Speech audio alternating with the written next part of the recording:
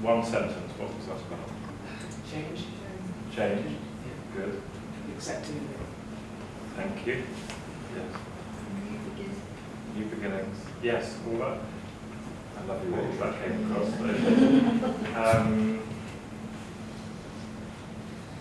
Yes.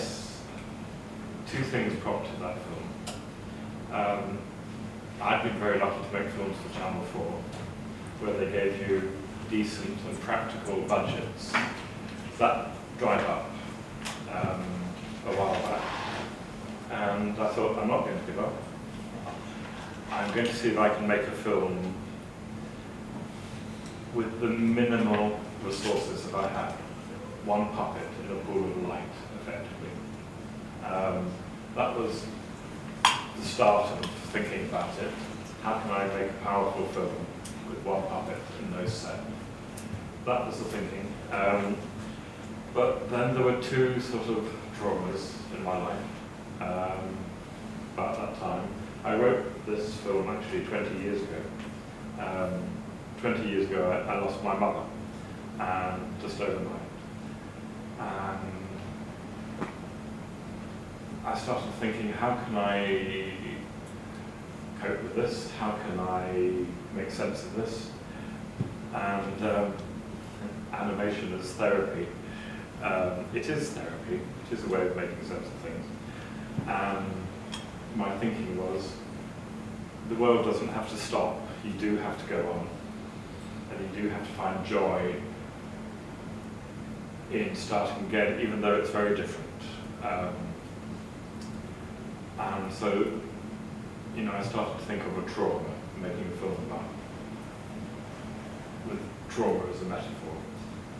At the same time, I was in Hollywood working on Mars Attacks, the Tim Burton movie, which was meant to be a homage to the B movies of the 50s, the classic stop-motion of Ray Harryhausen and things. And for whatever reason, basically CG was coming in. And it was deemed that CG could do it cheaper, and it possibly could have done it cheaper. A little way into the production, we all went home. We'd started it, and I think possibly in retrospect it was a good decision. We couldn't have done the hundreds of characters in the film, and the fabric was difficult, and the glass helmets on the Martians were difficult. All these things that CG can cope with much easier.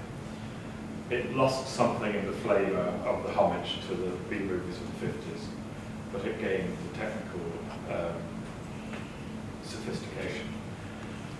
But at that time, I was thinking, I've just lost my mother, and basically stop motion is dead as well.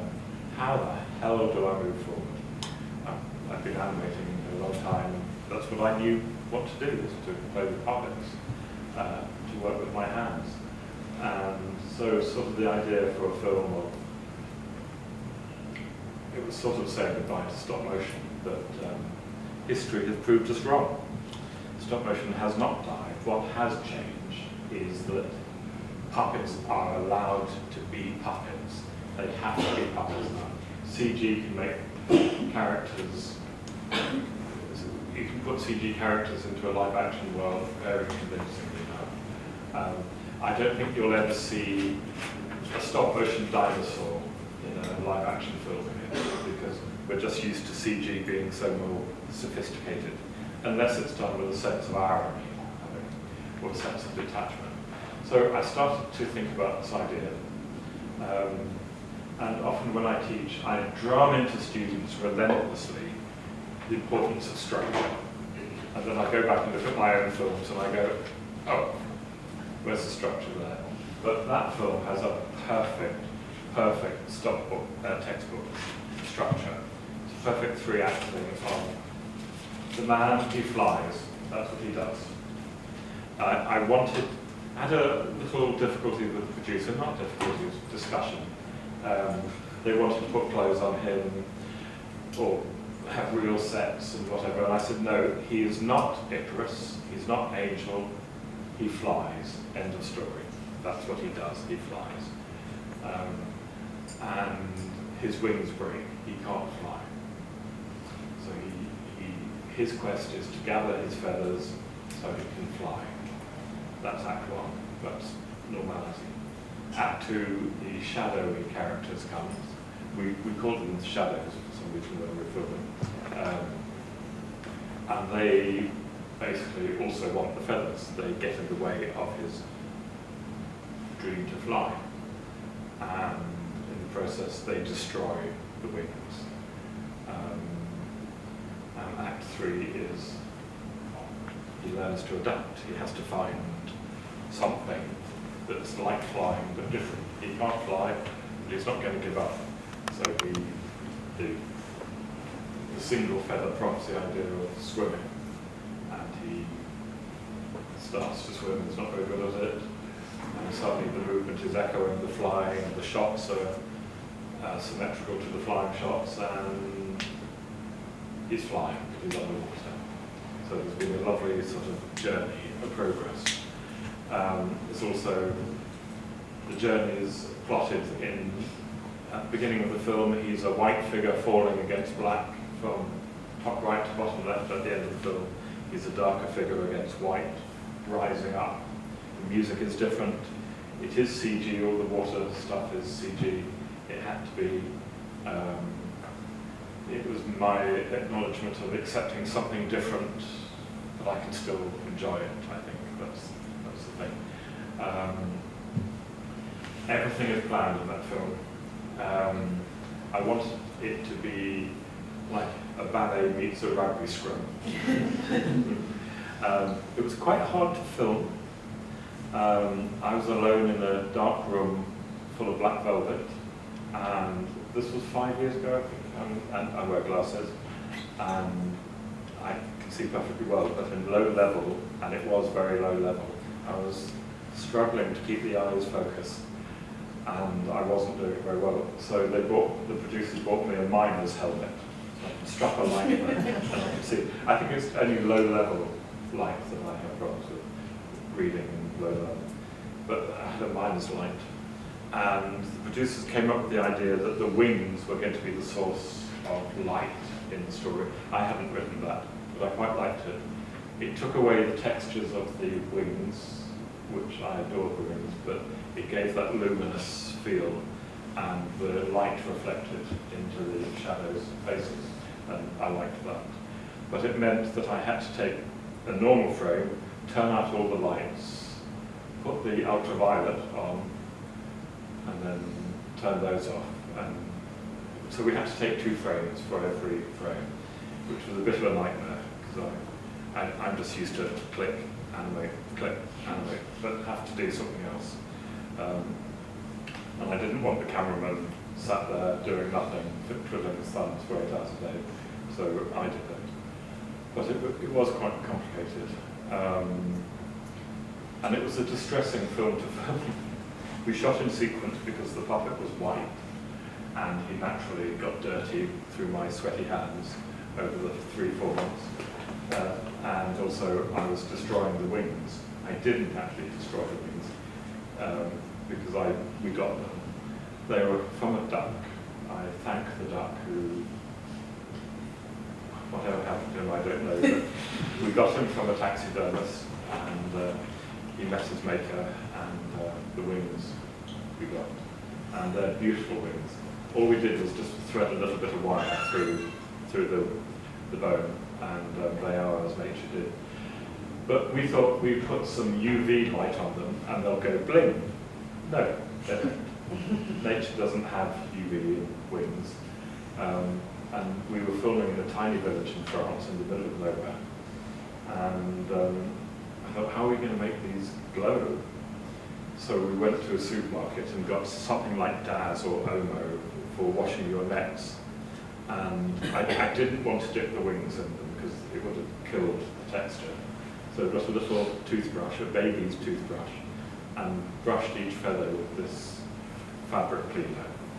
And we put the ultraviolet on. God, so I think it must be 200% radiation or something in the whatever it was that you clean your nets with, but it was dazzling.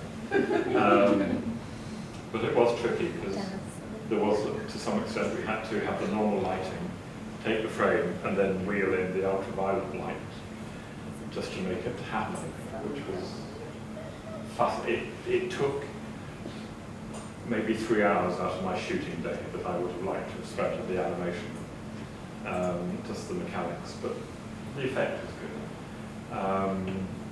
So that is a film about me working out trauma, really, I think. Surviving, there's a metaphor there of survival if he didn't carry on, if he gave up, I think. Did you get the idea they had wings on? Yeah. That had withered away through not use? There was a moment where it felt like you said, that if he didn't, at one point I thought he was going to change into that. Yes. It was quite a tactile, sensory film. Did you get the impression they were blind? Good, because it was so hard. How do you know, you're giving characters senses and yet taking them away, which was the big eyes that had no detail. And the trick in the eyes, that I love this trick, is the blinking out of sequence. The big black eyes, and we emphasised the nose, the nasal, it was all wet, and I put, say, sort of KY jelly on the eyes so they look moisturised. But we had these sort of plastic films that I'd scratched milkily, and they went blink, blink, and that is really disturbing because you think, yeah, they're blinking, but something's wrong. But they, in the grading, they lost a bit of the colour. They did have different colour, and originally when I had 4 of them, they were going to be the 4 humours, but that was getting a bit carried away. But they're just 3 characters. It was distressing to film. And my sister came to visit me and she said, "Oh, you are in a dark place." Smack. But I was lucky to have a big orchestral score for that. I love that. Yes. Just wondering what the thought process was when the character is second on 13 where he's swimming just below the surface of the water. Was there any thought process of actually bringing him above, sort of come above the water, or would he? No, it was sort of doing the opposite to what he was on the land. It was sort of reflecting the symmetry of his journey, and also a moment of quite literal reflection that I'm in the water. That's it.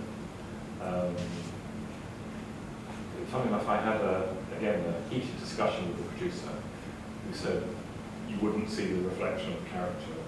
Oh, I go swimming every day at night, you can see yourself on the reflection.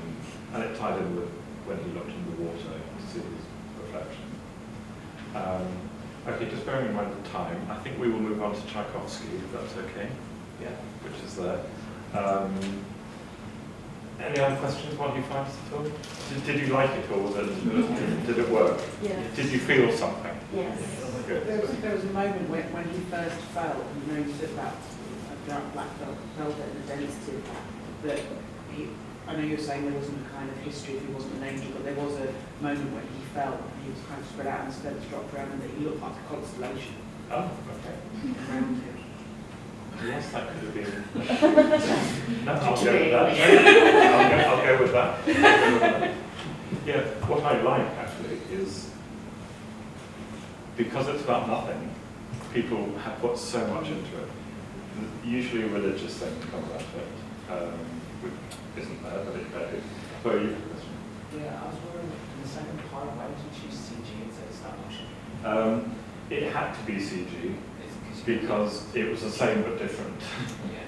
So that we know he'd gone somewhere, and the world that was now was very, very different. And also it was my acknowledgement that CG is there. As it happens, I haven't done much CG. I've done lots of green and blue screen and rib removal, but I still like it because I can touch it. But I still get a thrill when I see a handwritten letter, or I can hear the footprints in the ballerina. I still like to be aware of the technique. I still like to see the signature. Johannes van Eyck, Friedrich here.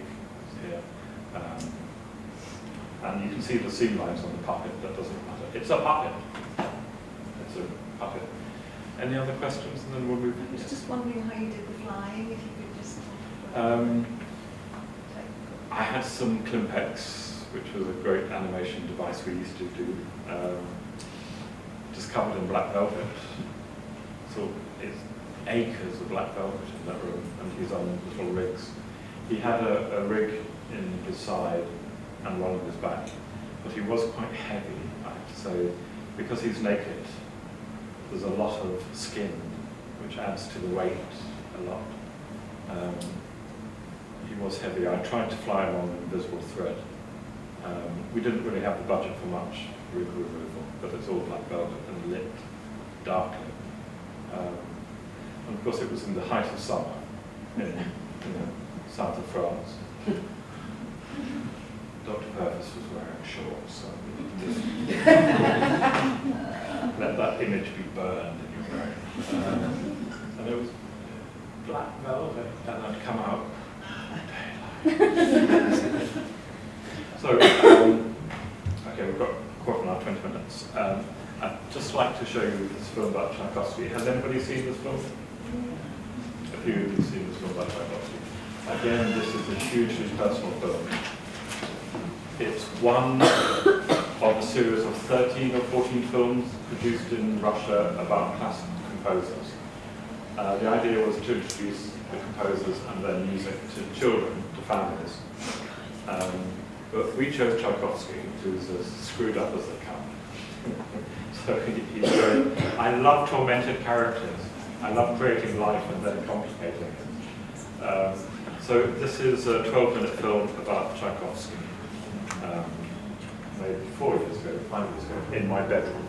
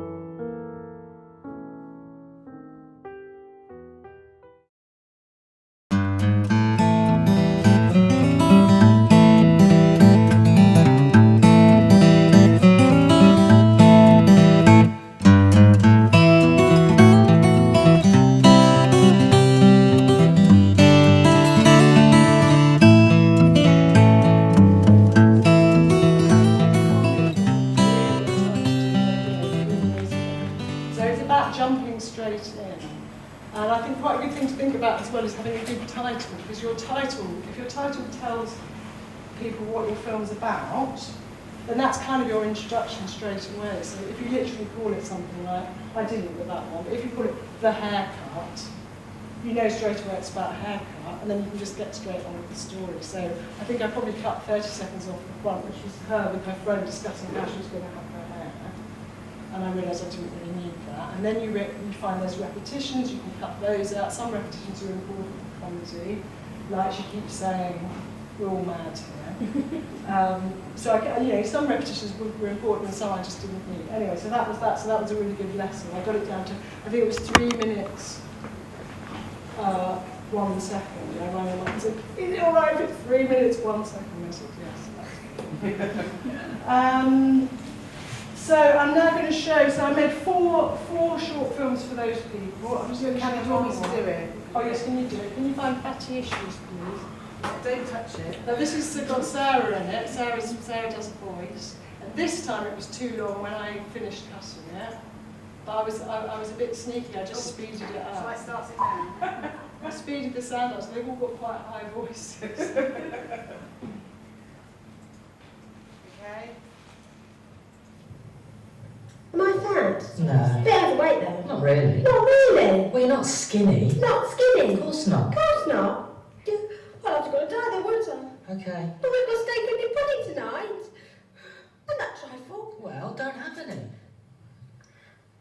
tomorrow.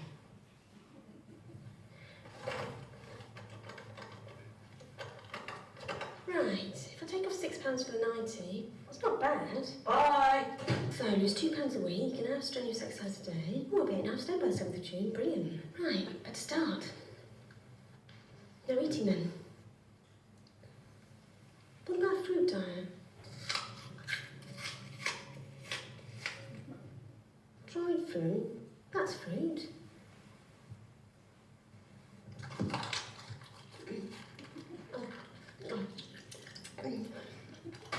I shouldn't have eaten those raisins. I better do some exercise. Oh, God. Oh, I've got cramps. I think that'll do. Ooh. It's quite good to know what you're eating before 12, apparently, then you burn it all off. I think peanuts are fruit. I shouldn't have eaten that. I'll just bash my cellulite. Oh, I'm mad bored. I better drink my 6 glasses of water. That is quite interesting in terms of doing a script about a diet, because I remember thinking I really want to do something about dieting, but diets go on for ages. Diets go on for weeks, months, when they're supposed to. And then I just had this idea of doing a diet that's lasting a day, which is what normally happens. So structurally that was quite good, because I could literally just start the night before and then just do the whole day of the gradual disintegration of the diet. Okay, so I did 4 of those for this this little women's, what do I call it? Current affairs programme channel. Magazine show they wanted to call them, didn't they? What? A magazine show. Yeah, that's right. And then I went and lived in Cardiff and made a few more films.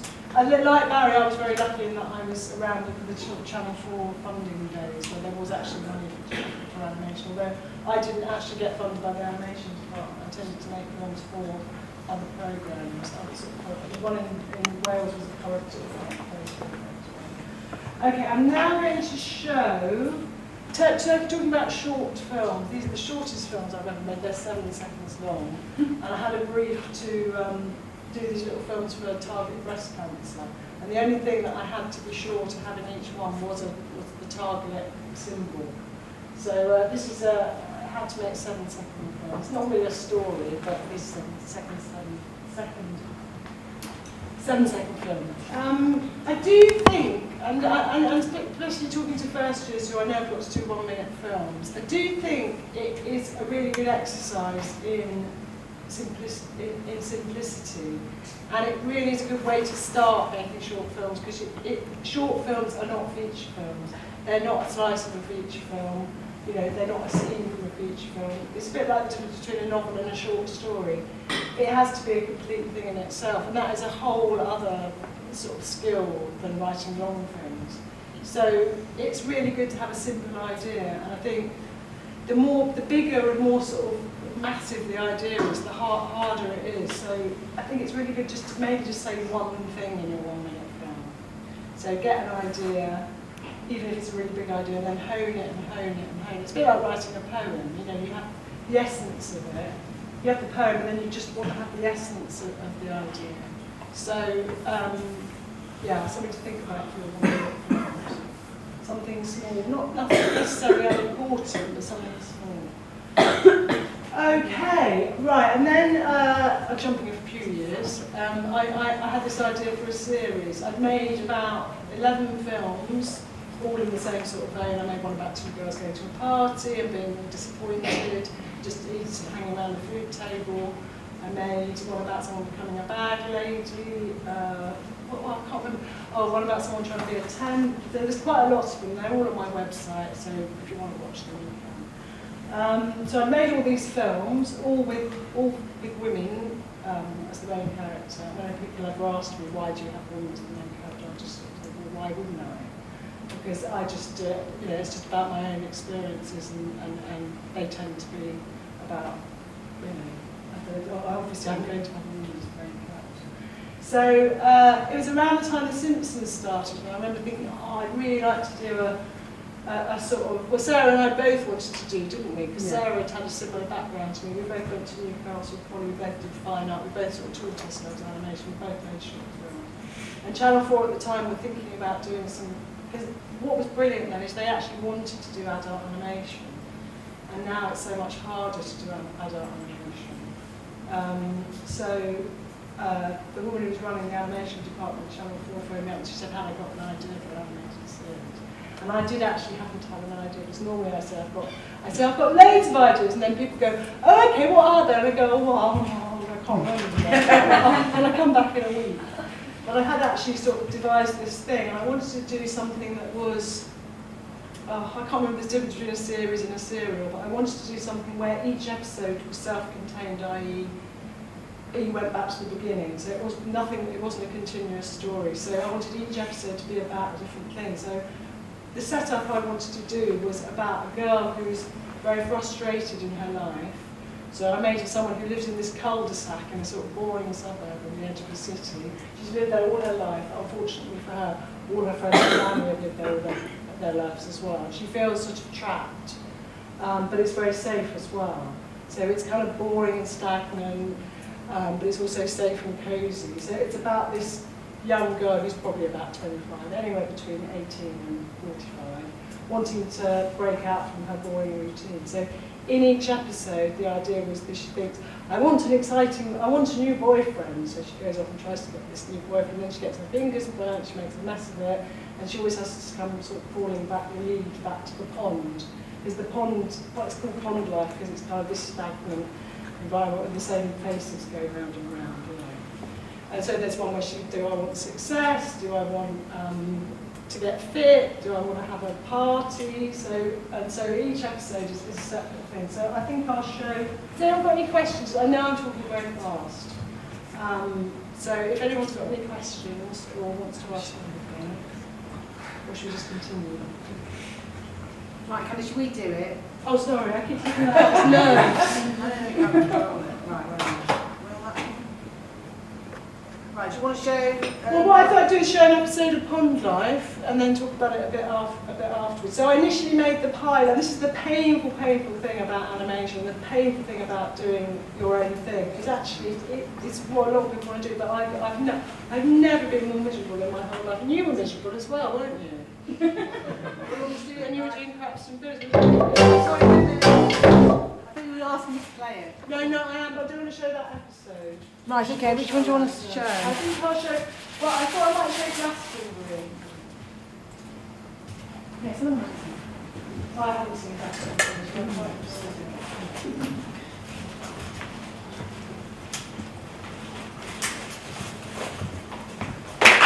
Yeah, so that's 11 minutes. It does seem really long to me. I don't know if it's just because it's me, but when you've been making like 1, 2, 3 minute films, making those was like really, for me, like making a feature film. It was quite scary.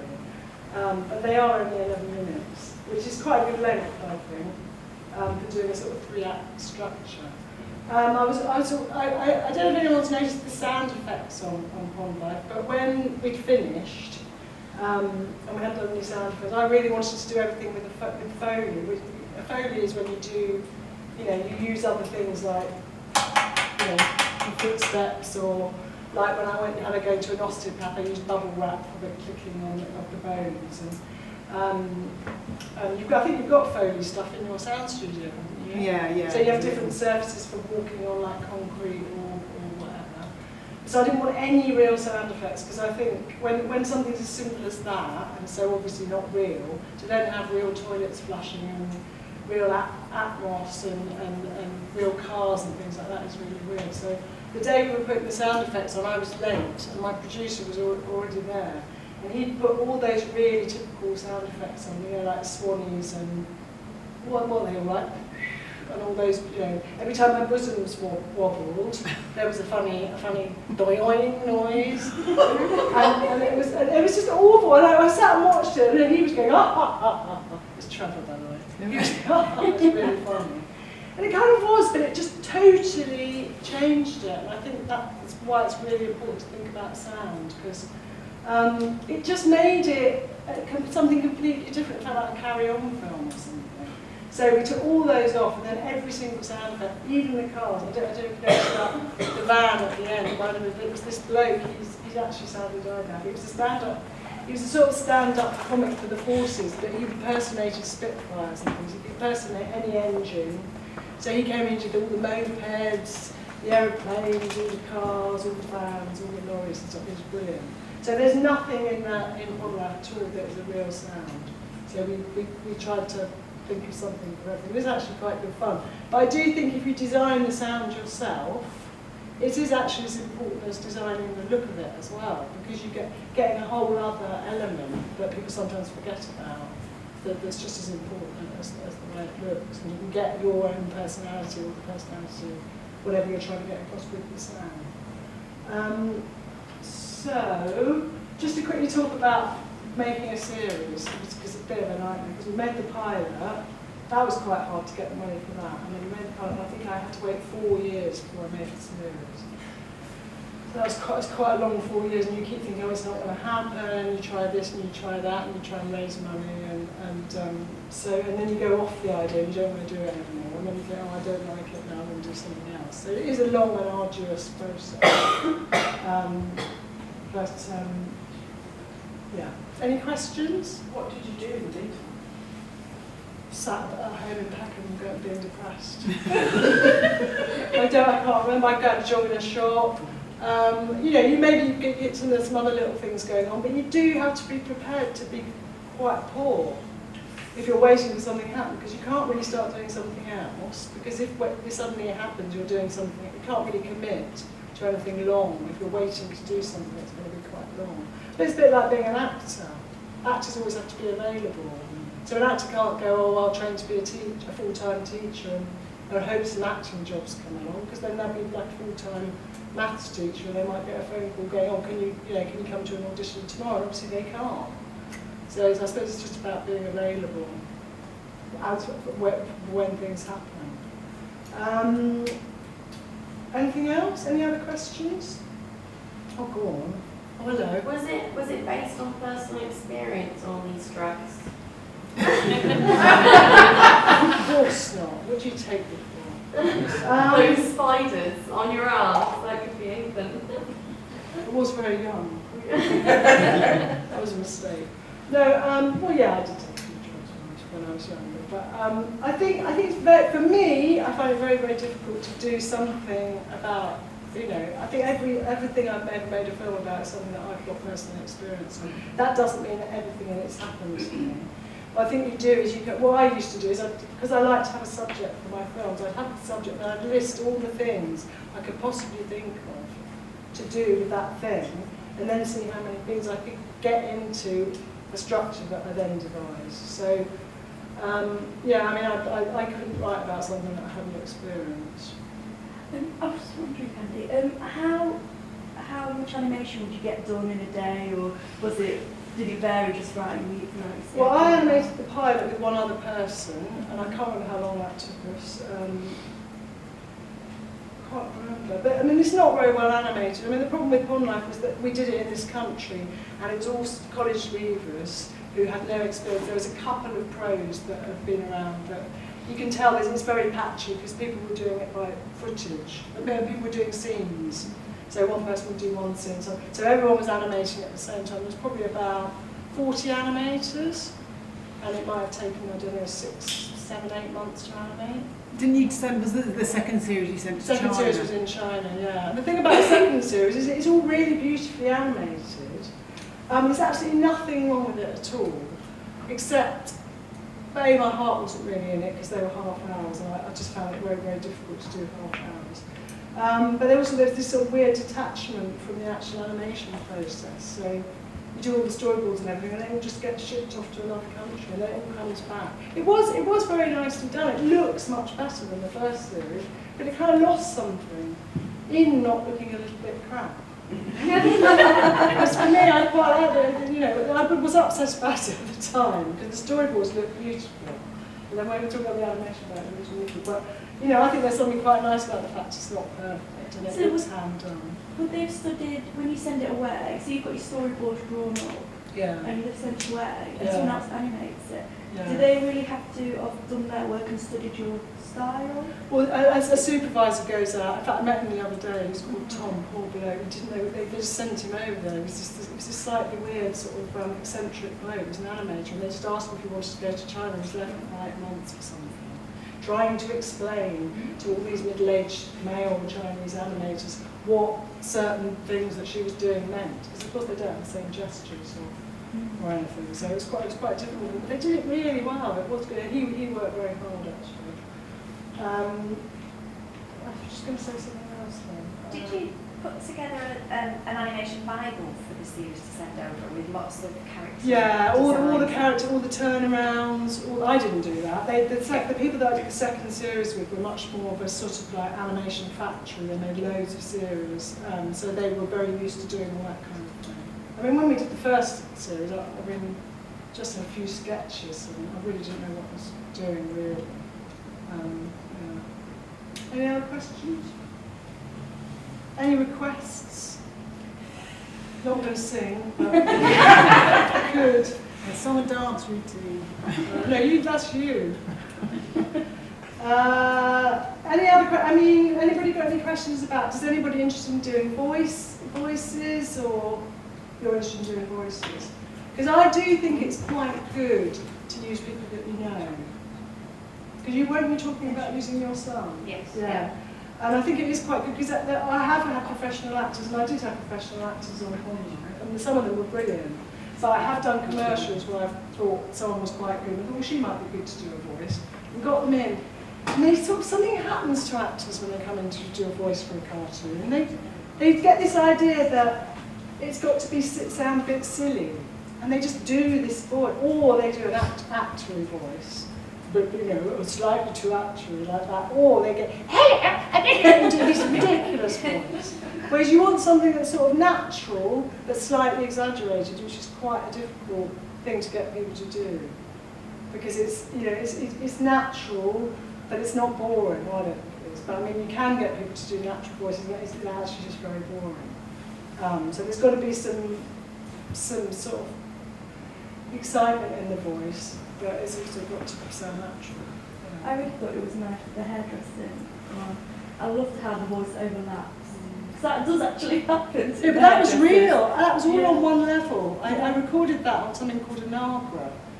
And it was, is that what it was called? Yeah, I'm looking Nagra. at Pete because I know. So that I only literally had one level. So when I was cutting it down, and I actually think those limitations are really good creatively. I mean, I really like that, and also I think you get your star going if you have limitations. So what frightens me about computers is there's so much choice that you feel like it's limitless. It isn't. You feel like it's limitless. But if you actually have a limitation, like drawing on paper, you can't keep redrawing a very complicated background, so you just don't have a background, you have a very simple background, because you've got to keep drawing it again and again. And those limitations make you really concentrate on the story and the action. And it's a bit the same with what was I just talking about? Before I started talking about what? I was talking about the voices. Oh, voices, yes. Sorry. Yeah, so because I'd recorded it all on one track, when I was cutting bits out, I had to be really, really careful. I mean, I can hear some words are clipped. There's a word that's clipped right at the end. When she's saying £33.50, you can hear her about to say please. So that limitation was quite useful. So all that overlapping was real. Mm-hmm. Whereas when you go into a professional, when you go in and do like a normal thing, they wouldn't allow that. They'd stop you. They'd stop the actors and say, "Oh no, sorry, you overlapped. We might want to cut in between those two." But it's a bit of a mixture of theatre and animation. I quite like that live thing, and then I like the fact that you then have to work with it, and you haven't got loads of choices and loads of different levels of sound. That's just a personal. Do you have a favourite part of the animation process? It's so long since I've done any animation, I feel a bit ashamed. I haven't actually animated for so long, but my favourite part is tracing, because I could listen to the radio, I didn't have to concentrate. So when you're animating, you have to concentrate, but then when you're tracing off the background, which is of course what you do on paper, and I'm sure there's things on computer as well which are a bit mindless, or colouring in. I liked animating, but I like the mix. It's a bit like knitting or something. The sort of mix of mindlessness and a little bit complicated bits, and then a bit more mindlessness. So your mind can wander a bit. Whereas if I'm writing, I can't listen to the radio. I can't even listen to music. I can't bear the sound of anyone eating an apple in the room or anything like that. And I'm in a studio with people that only seem to eat Rivita and apples. And it's God, it just drives me completely mad, because when I'm writing, I personally just have to be in complete silence to be able to concentrate. I think drawing's a bit different. You can be just a little bit more relaxed. Yeah. Oh, to answer your question though, I like directing the voices probably best. That's quite hard. Because you get to be with other people. Anything else? Anyone want to watch another episode of Pond Life, or do you want to finish? Or has anyone got any questions, or shall I talk a bit more? I probably haven't. I don't think I've said nearly as much as Barry, but I have said it a lot quicker. You can talk about your books a little bit. Oh yeah, okay, then what do you do? I don't know. I mean, Pete Bishop's brilliant, because Pete Bishop's done everything. I saw Pete do a talk about 2 years ago. I was so jealous, because you've done so many different things. You've done that. And you don't just do one thing. I feel like all my stuff looks a bit the same. But, it was great. thank you. I enjoyed last real So just a little disco on a note we talked about. After I did Pond Life, I went a bit downhill after that. I was a bit knackered. I found it very difficult, and I've been doing like basically I was on it for about 10 years in the end. Into second season, there's all these gaps, and it was a bit the me show as well. I was a bit like I've written it and I've directed it. And I was a bit of a control freak, but a slightly unhappy one, I think. I'm not a very good team player, as Sarah will tell you. I would love to be done very well, and I think she and I could probably work together now. That's probably a bit late. We did write a play once. Yeah, we did a play. We had a row. Yeah, we have done. We had a row on stage. Yeah. We were so unprofessional. She missed a line out. Instead of just carrying on, I was going, no, we've got to say this. And do you remember? I was going, you've got to say that. Actually, can we stop? Yeah, Sarah, you've done the long line. I can't believe you actually said that. We were using the audience as a mirror, and we were talking about our weights. And we were actually the audience there, and we were arguing. There's that other bit when they had the spotlight. Oh yeah, the spotlight's on the wrong places. The lights in! The lights were on me, and they were down on Candy, and she was... Oh no, because they ran, they were like, the lights were on Candy and down. I mean, I just carried on. It was supposed to be 2 different bedrooms. Candy was going, Andrew, wrong lights! While I was doing my... Did they think it was actually part of They it? did. They did. Probably. But the Somebody- thing was, we somebody hadn't been said at they drama didn't. school or anything. Sarah got a bit of money off her dad. This is what's so brilliant about being young. You've really got to take Well, I sold some advantage of it. I brushes. don't know. Look, she's making a face. But you have. I mean, the thing is, I did all sorts of things then that I wouldn't dare do now. No, we told you we had no we went to set. We had no set. We stole it from We the rented a rented. theatre, which was the expensive bit. We wrote this play. We got our mates to rehearse it. We were in Newgate, in that weird place, that Clooney Whiskey Warehouse. I was working on that city farm. We did loads of arguing. We went on the coach, do you remember? We went on the coach to Edinburgh. We arrived, we rented this place. We got the theatre. We haven't got a set. We hadn't even thought of it, we haven't got a set. So we went back to his flat we were renting, we took all the furniture out of the flat and carried it through Edinburgh and put it on the stage, do you remember? Yeah, and then they said, They said it wasn't fireproof. No, so we had to buy spray. It was all wet. Ridiculous. But it was really good fun, but I'd never do it again. No. Was it fun? It was fun. It was just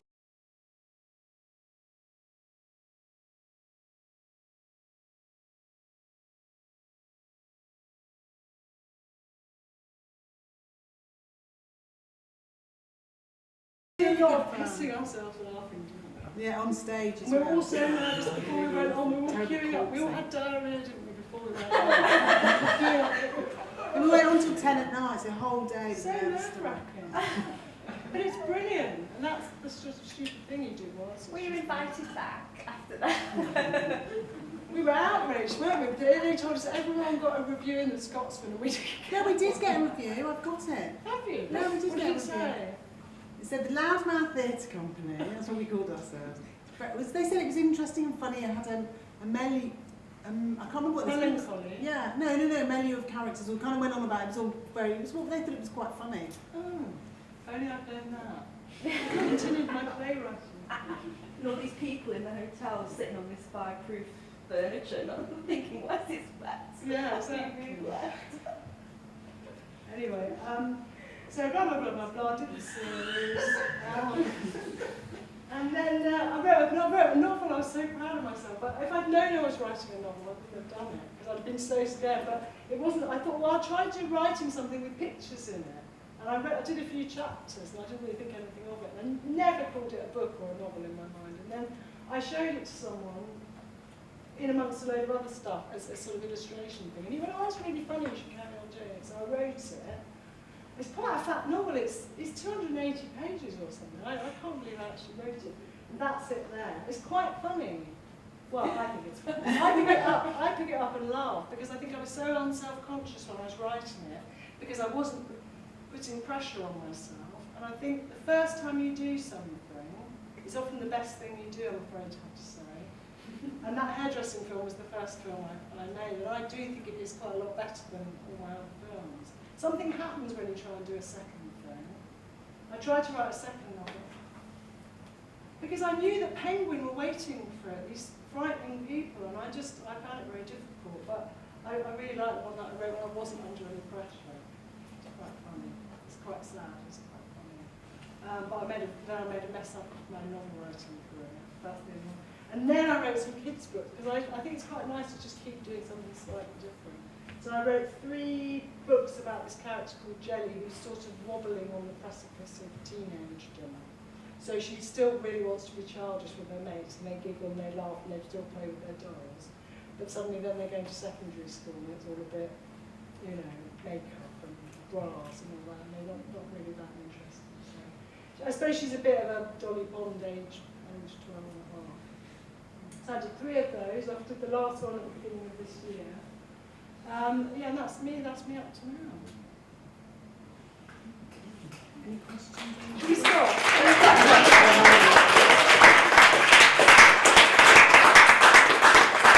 can't say I went on too long. Is it less than an hour? Yeah, it's all fine. Has anyone got any questions for Cameron? I don't mind if you want to ask some questions. I think last time you came, you said about what you're thinking of doing next. You've Oh, got something in the pipeline.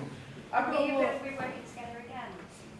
We have done some filming. We are going to do something. Yeah. We've done some filming. We were going to do this thing. We've done some the first bit of it, but we had a bit of trouble with the sound. It's alive. It's supposed to be about us going on this holiday. So we met at a Victoria station, had a row. No, not a real row. A row in the film. Yeah, and I'm trying to write live action sitcoms. I don't know. I've actually written 3 this year. It's quite hard work. I haven't got anywhere yet, but I know what hard battle it is, because I've tried before. So I'm going to try and keep... There's a massive lack of female skewed comedy, particularly animation. I've still got a bit of my bonnet last year. And I still don't think there's been a really, you know, that's quite old point. There still hasn't been a really good female biased animation series. It's always Family Guy. In The Simpsons, the main characters are the men. And you know, it is just a fact. I'd like to see family, what do you call it, guy? Family woman. family guy. But you know what I mean? I still feel like there's this, and I know it's you know, it's right across the board in Hollywood, although I think things have got better. But in this country, female comedy is better. I think. And especially for old, slightly older. I think maybe there's stuff on BBC Three. I don't know which BBC. There's online BBC. Yeah, I know, but I don't know. Is there female comedy? Do you young females think there's... Is there female comedy like?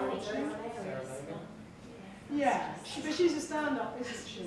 Yeah. But there's those new series that are on what's it called? There are some. There's been some new Fleabags. You know, watch that? Is that funny? Is that good? Yeah. But that's quite dark, isn't it, as well? It's, you've just got to get your head around the actual style Yeah. of it. As soon as you've Yeah. got into that, Yeah. it flows really well, and it is Yeah. really, really Well, that was a good. play. She did that as a play in Edinburgh, and she did that as a play for about 5 years before it got picked up and turned into a sitcom. So that's the other thing I was talking about, the sort of organic. You know, sometimes you just have funny roots to, she probably didn't think about necessarily it being a sitcom, a raw comedy series. Any other questions? Or would you realise it's been quite a long day?